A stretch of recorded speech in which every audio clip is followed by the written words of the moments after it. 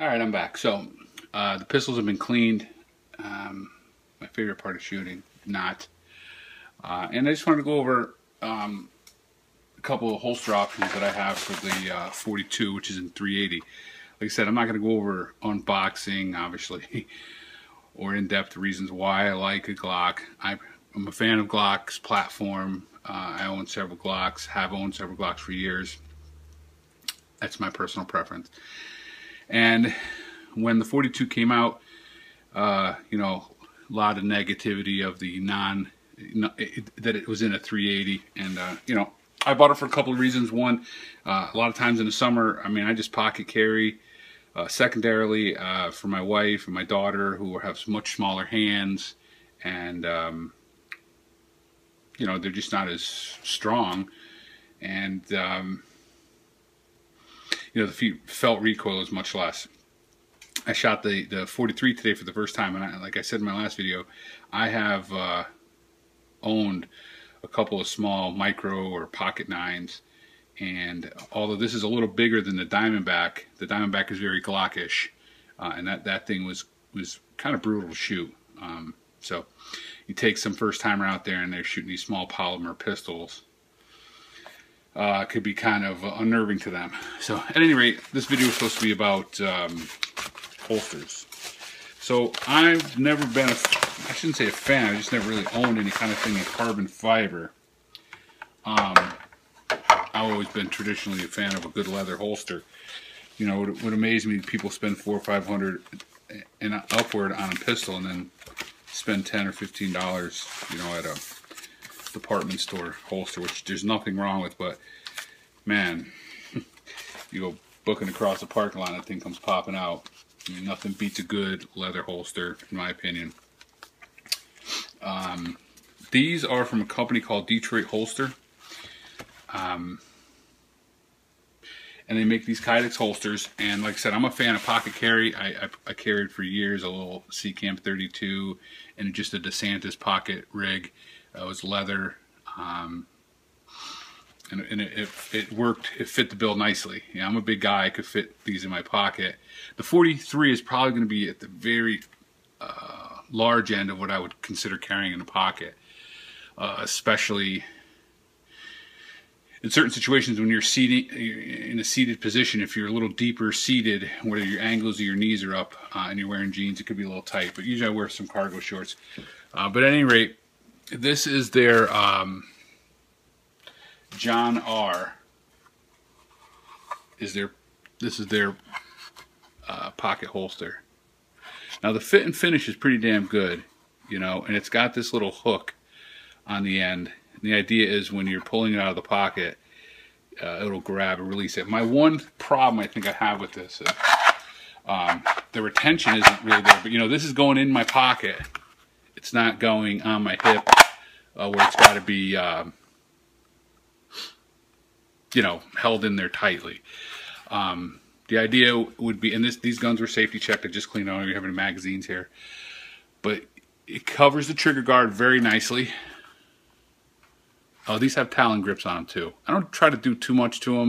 You know, if you can't shoot a pistol stock out of the box, for the most part, you put all the bells and whistles you want in it. But when you have sweaty hands and big hands, these really do help out. Actually, I have a set for the 43. I haven't done it yet, and I have a set on my car. It fits very well. It also had the option of having this little piece here, and the idea is when you're drawing it from the pocket, I guess you can push off with this, okay? So, but this goes in the pocket. The idea is it keeps it upright, so it's not flopping around in there. A much smaller pistol has more of a tendency to do that. It also breaks up the print outline of the pistol. The other one I bought from this company was called the Hastings paddle holster. I'm a fan of paddle holsters. Carried my Glock 19 for years in a DeSantis. I think it's a Viper.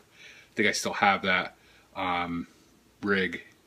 And the idea of the paddle holster, I'm a big dude. I don't like inside the waist because I have too much love handles, muffin top, whatever you want to call it. It's just uncomfortable for me. So this is a paddle holster, and the idea is that this goes inside your pants, and then your pants would go through here instead of threading through a belt. And this one is got an upgrade to the carbon fiber armory black looking material instead of just the flat black kydex. It's got some retention screws. It's pretty nice, and it also had a 15-degree cant put on it, so instead of being straight up and down, it's canted forward a little bit. That's an option too, which they don't charge you for. They do charge you $12 for the carbon fiber, and they have a ton of different colors and finishes. So this was $81.95, so they're not cheap. $81.95. That included the $12 upgrade to this carbon fiber. The John R was $44.95, and then it was $8.50 to ship. I've had these since June. I've used this one quite often, quite a bit. Works out pretty damn good. The paddle holster I haven't really used that much. Here's my concern about the paddle holster. The leather rig, which I'll have to show you, the attachment of the paddle to the actual holster itself. This concerns me. I mean, I've ripped off several cell phones when I'm getting in a passenger side of a vehicle when it catches the door.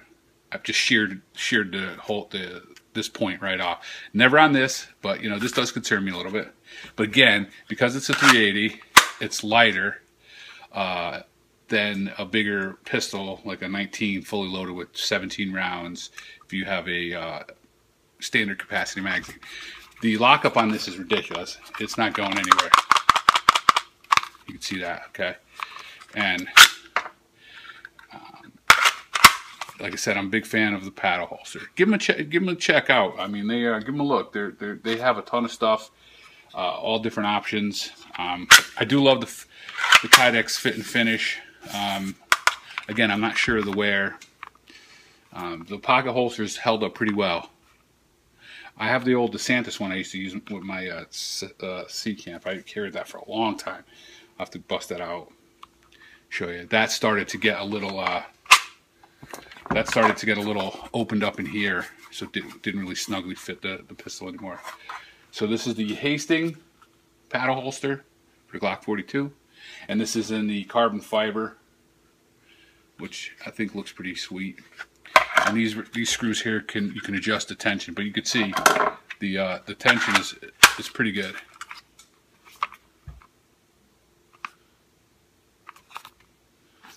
And if I had I should have, you know, set the camera up so that I could have shown you what it looks like on. But like I said, it holds on there pretty good. You can also, like I said, adjust these. So and it's got a nice positive click. So, you know, if you're thinking about it, give them a check out. You know, see what you think. Like I said, they're not cheap, but any good holster is not cheap. So that doesn't bother me so much as long as it's, you know, quality. And they're made in America, which is kind of important to me. And that's it. So I didn't bring the camera today, shooting that 100 rounds through the 43, put another 100 rounds through the 42. I'm going to put night sights on. Again, I don't think it's going to help my shooting anymore. Just as you get a little older, and I'm approaching 50 mark, I do have a hard time seeing that front sight. I wear reading glasses, and I have a Glock 19 that had the XS big dot sight that worked out pretty well. But I'm going to probably go with some kind of like Trigicon, the green with maybe the orange dot in the front, just because the contrast, I need to see that glowing dot in the front. And that's it. I'll talk to you cats later.